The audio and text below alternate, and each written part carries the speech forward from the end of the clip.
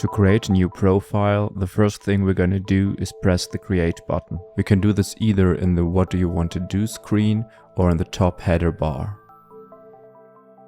The plugin now enters the listening state. It will now wait for some audio to extract the reverb information from. We can either play back some audio or drag and drop an audio file directly to this screen.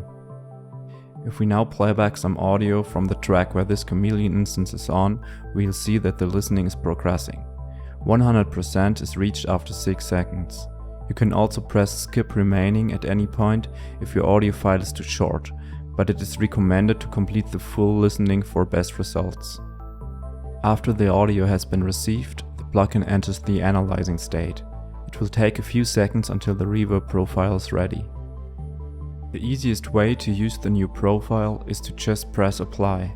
Now the plugin imitates the reverb of the playback audio snippet and can be applied to any other recording.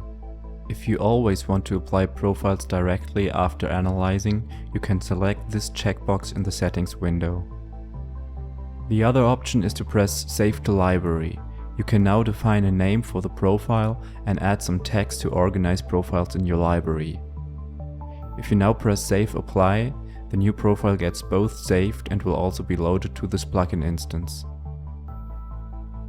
A loaded profile can be modified by the controls on the bottom to change its characteristics.